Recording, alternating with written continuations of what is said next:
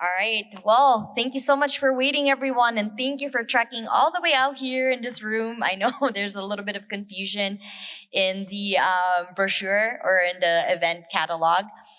My name is Monica, and I'm from geeksagogo.com. And today I want to talk to you about one of my biggest passions, and that's cosplay. So, Cosplay 101. Where do I start? So, what is cosplay? We're very familiar with what cosplay is, right?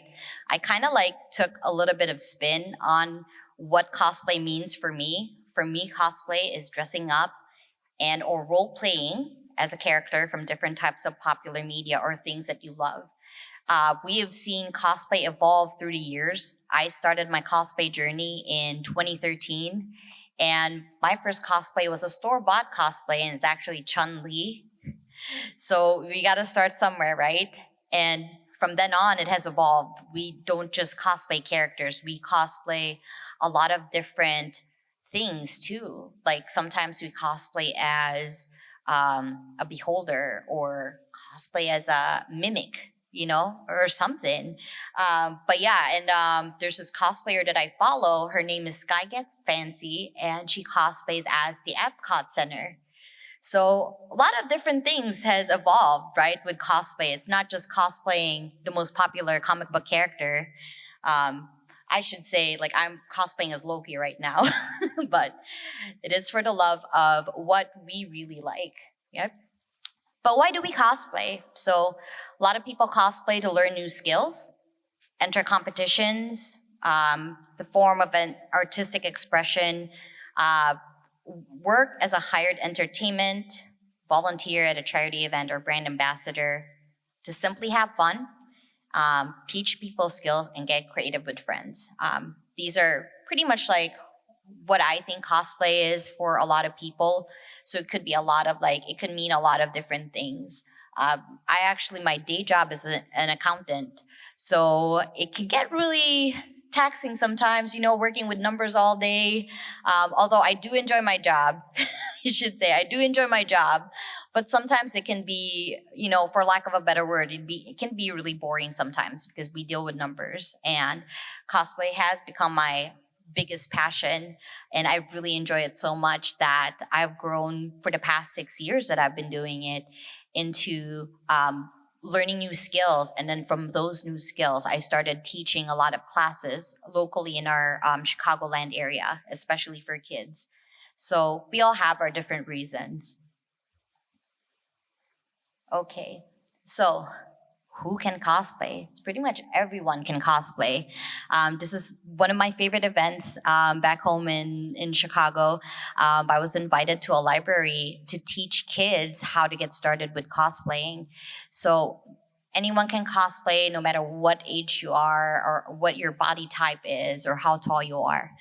I'm really short. I'm like 4'11", and I'm very curvy. And sometimes, it's hard to find cosplays for my body type, but that's never stopped me from cosplaying because what's important is you kind of take your own spin into cosplaying.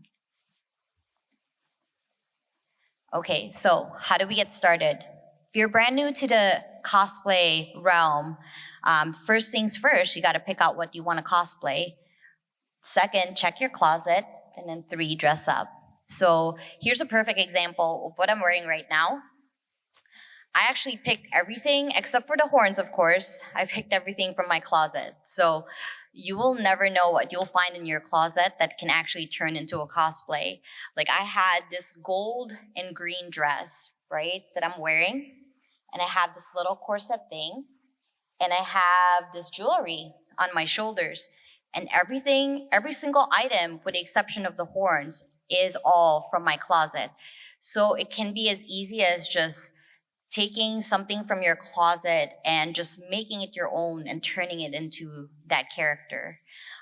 This picture that I have up of Unity from Rick and Morty, if you guys are familiar with that show, this is actually stuff that I also picked out of my closet. So I had a blazer, and a little tank top and a black pencil skirt, and put some makeup on, and there you go. I have my Unity cosplay already. So it can be as easy as that. A lot of people find cosplay really intimidating because a lot of people make things now, right?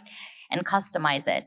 I think starting from here, and I still to this day love closet cosplaying because it's just so easy and there's no stress at all. You just wear whatever you have. Okay, so can't find what you're looking for? That's okay. I got you. You can go to the thrift store and you'll be surprised what kind of items you'll find in the thrift store.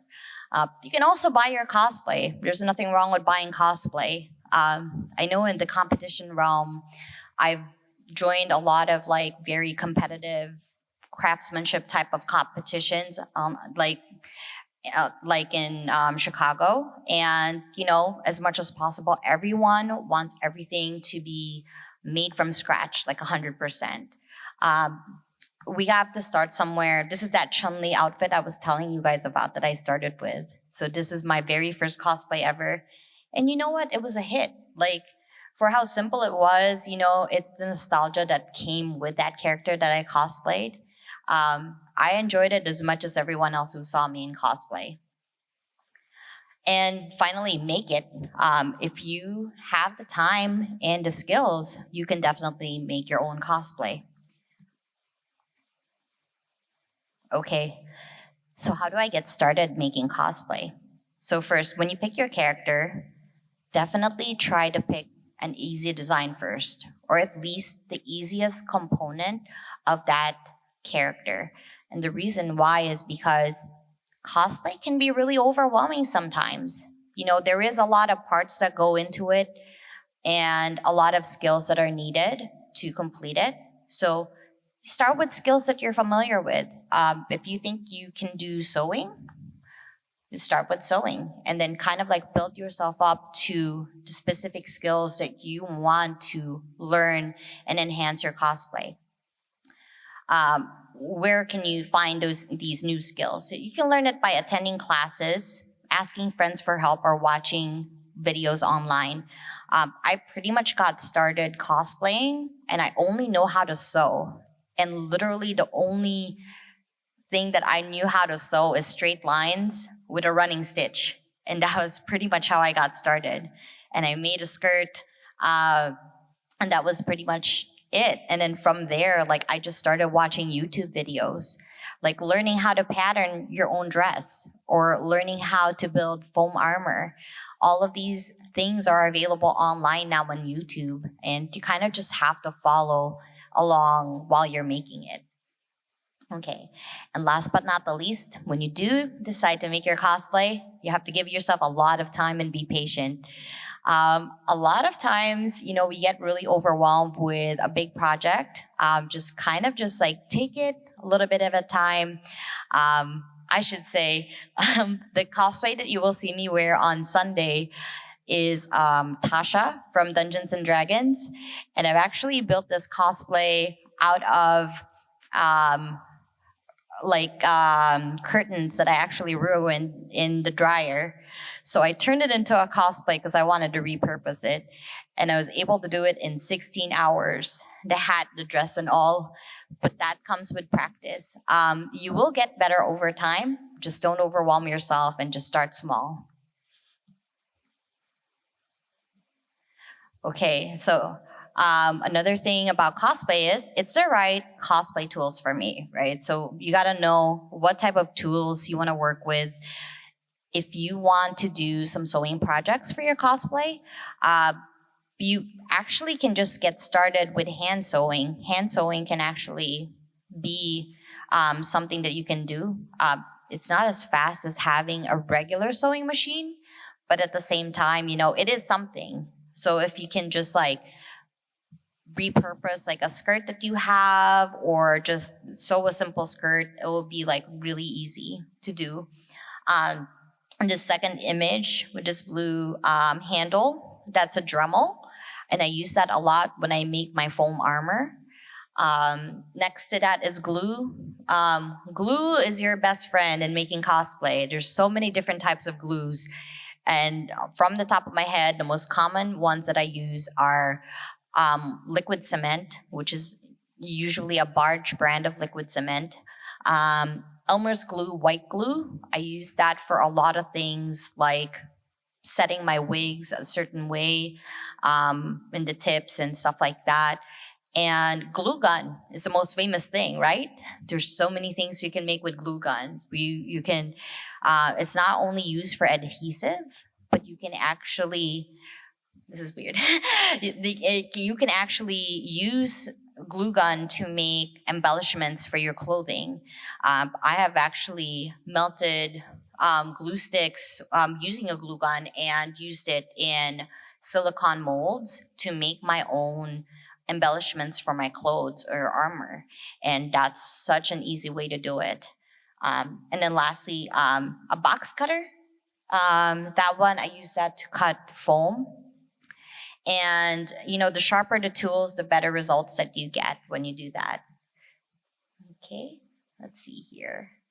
Where do I get my materials from? Well, this one, the common place that people really get their materials is craft and fabric stores. Your Joann's and Michael's. They have become really cosplay friendly within the last few years, which I'm kind of envious of people starting out in the craft like the past 2 years, because there's so many resources now available in your local stores.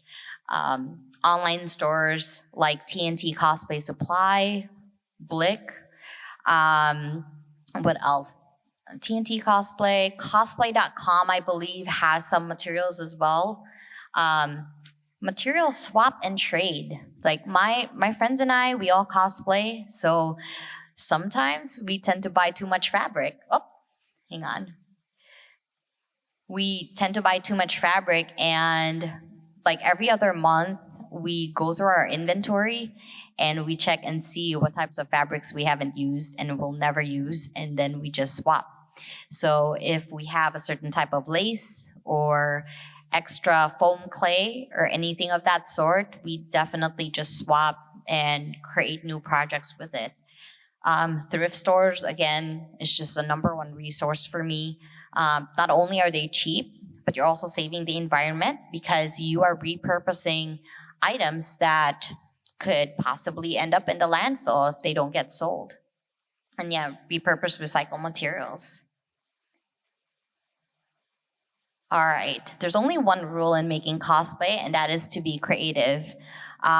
This picture, which is kind of blurry here in the picture, but anything at all, any character or anything that you can think of, make it your own. Unless you're entering a specific competition where it requires you to be movie accurate or character accurate, you don't really need to be too strict with how you create certain cosplay. So be creative and have fun with it. All right, so that's pretty much it. Some of these pictures are really blurry, but I do have panels all weekend that kind of like progresses to more advanced level cosplaying, and definitely check them out. I will have my schedule in my booth listed down, and it's also on my social media at Geeks A Go Go. So if you ever want to check out the rest of my panels from the week, please go ahead and check them out. I believe most of them will be happening at 2 o'clock and 4 o'clock in the afternoon the next few days. All right, so thanks for listening. Does anyone have any questions at all about cosplay or making things? Anyone who has any questions, they can come around here to the mic if they don't mind.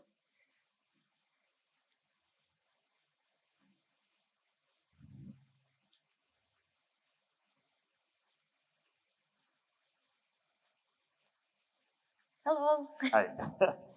So I noticed there's a lot of gender bending cosplay out there, and I'm wondering, and this is just an opinion, how necessary do you think it is to add feminine or masculine qualities when doing that, or is there a process of just trying to translate it as directly as possible? I think the best way to go about gender bending is really the way how I see it is first you need to pick something that you'll be comfortable wearing. Definitely something you will enjoy wearing, because there's nothing worse than having to wear a cosplay that you're not really comfortable about, right? So make sure you pick items that are very wearable and that you will enjoy, kind of like emulating that character. So I'm wearing Loki today, and the way how I kind of like pick out what I should do with my cosplay when I'm gender bending or when I'm doing like my own twist of the character is the color scheme. So Loki, as we know, has green and gold. So start with those. Any bits of items that are gold, you can just kind of just like take a mental note and just kind of like use that. And then majority of his color scheme is green, so you kind of just like have that. That kind of like element in your outfit. I think right now, what's beautiful about cosplaying is there's really no specific rules to it anymore. They're calling cosplayers who do Loki variants now, right? So it's like very easy to just be that version of that character. But yeah, definitely wear something you're comfortable in. Definitely pick the color schemes that you want. Let's say, for example, you want to do a gender bend of Wonder Woman. Really, on top of my head, I can see like if you want a gender bend, could be a red blazer, and then pants that are blue, and then like a belt with like stars, or like a lapel, like handkerchief or scarf that has like blue with white stars on it. Just kind of like those little things, and then a gold belt.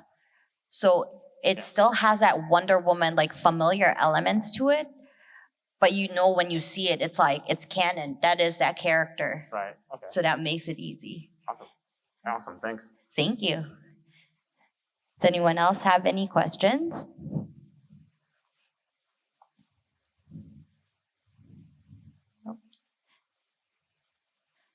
And I know I haven't showed it in here yet, but I do some 3D printing stuff, foam armor, and all that. Yes? I was going to ask, how much has 3D printing really improved your cosplay? I love 3D printing so much, but I'm going to have to admit, sometimes it can be really hard. It is really hard. There's just such a huge learning curve to it. And the key to it is to really be patient. And I'm going to be really honest. I find the files like this horns. I actually found this file online, and that's another easy way of going about doing 3D printing. If you don't have the skills to make something, most likely if you search for it online, they will have something available for you to download and print out. My husband will take right there. He grabs the files from me, and then he pretty much like slices it, which means kind of like separating the bits and pieces so that they can print better, and then prints it out. What I do love about 3D printing, for how hard it is, I do have this cosplay that's from Raging Heroes. I'm going to be showing more pictures of that on my panel tomorrow for Cosplay 201. And I was entering it for a competition. And what I ended up doing was I could not for the life of me find the embellishments and beads for the skirt portion of it. So I designed it on my own. And online, there's this website called Tinkercad. Oh, yeah. So luckily, these beads didn't have complicated designs. It was like squares and circles, so it was easy to manipulate. But it was my first take on making something online for 3D, and then my husband ended up printing it for me. It really makes it look 10 times better. The sanding part, though, is just so hard. You have to like sand it down to make it smooth. But otherwise, if you do take your time, it just looks so good. And I'd be happy to show my horns and the props in my booth too, like if you ever stop by. Yeah, I print myself, so Yeah, and it makes it really easy, like, oh, you can sit down, sorry. It really does, like 3D printing does make it really easy. For competitions, like a lot of people think that, if you 3D print something, you automatically win. There's a lot that goes into it. The finishing part of like 3D printing, judges really look for how you finish the product. So there's always these fine lines that you see on 3D printed items, and you have to buff it and sand it down in order to make it nice and smooth. Or how you glue things together is another thing. If you glue things properly, that's another component of it. So it's a really kind of like a difficult level. Like if you were to pick a level for it for cosplay, is one of those like really difficult levels that it's hard to master at first, but once you get the hang of it, like it just looks so good. Does anyone have any other questions? Like sewing or armor making?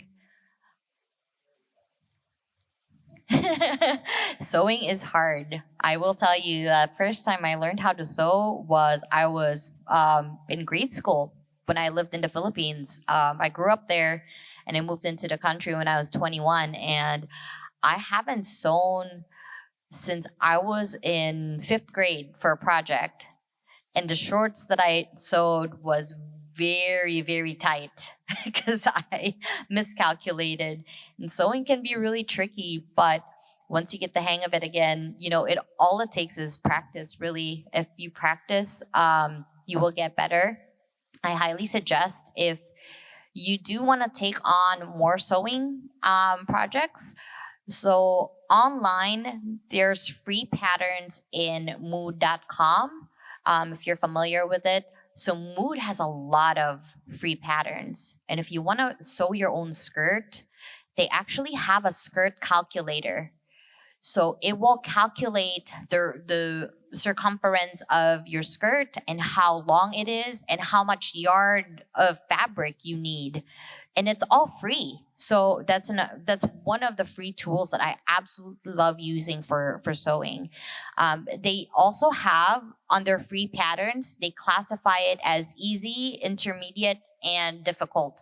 So if you want to practice something with a cheap type of fabric, let's say if you have a muslin fabric or a cotton fabric that's like $3 per yard or something, pick one of the projects that they have on their easy patterns list, download it for free, and then try making that item. Skirts is a really good thing to practice because it's all straight lines. Cutting the fabrics a little difficult, but it's, when you get the calculator down, then you should be all set to like sew it. But yeah, it's a really good practice to do skirts because you'll learn about sewing in an angle, sewing in a curve, and then sewing a straight line. So yeah, and pockets too, adding pockets. So the website, it's Mood, MOOD.com, or Mood Fabrics. Yep. Does anyone else have any sewing questions or beading questions? Armor, electronics. I actually do electronics as well.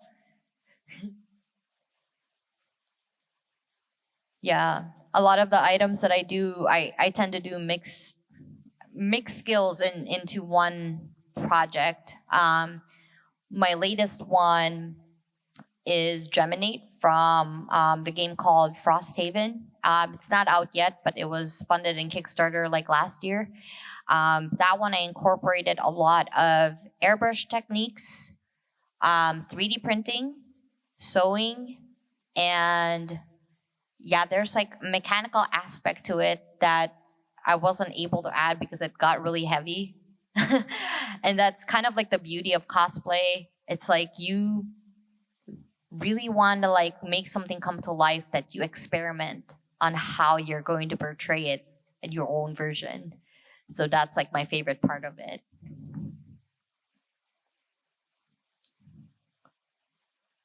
Right? Any other questions? No? Okay. Well, Thank you so much for listening. Yep, please stop by my booth 838 if you have any more questions. I do have seminars running all throughout the weekend, and I'm so excited to be here. So thank you so much for attending my seminar. Thank you.